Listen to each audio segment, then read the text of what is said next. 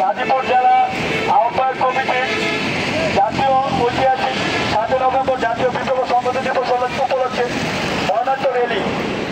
আজকের এই র্যালি শুধু জানান দেওয়ার জন্য নয়, এই র্যালি মানুষের মনের ভিতরে বিএনপিকে মানুষ যেভাবে লালন করে, মানুষ যেভাবে ভালোবাসে, বিএনপির প্রতি মানুষের যে ভালোবাসা, যে উদারতা, যে আন্তরিকতা, এটার বহিঃপ্রকাশ বৃদ্ধি করার জন্যই মূলত একটা সাংস্কৃতিক সংগঠন, জিয়া সাংস্কৃতিক সংগঠন। এটা কেন্দ্রীয়ভাবে অনেকে এটার অপপ্রচার করে, এটা মানে বুঝে না যে অনেকে মনে করে এই সংগঠন নামে কোনো সংগঠন নাই।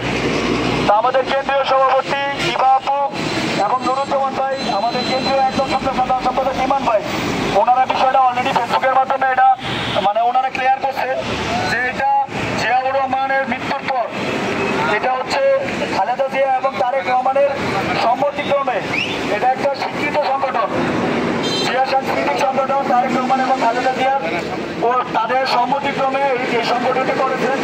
এই সংগঠনের প্রতিষ্ঠাতা হচ্ছে মরহুম আবুল হাশেম রানা, ওনার ওয়াইফ এখন হচ্ছে এটা সভাপতি দায়িত্বে আছে, উনি হচ্ছে নাহিদুল্লাহ রিফা। অনেকের এই বিষয়ে হচ্ছে দ্বিমত থাকতে পারে, এই বিষয় নিয়ে প্রতিদিনই হচ্ছে আমাদের সারা বাংলাদেশে বর্তমানে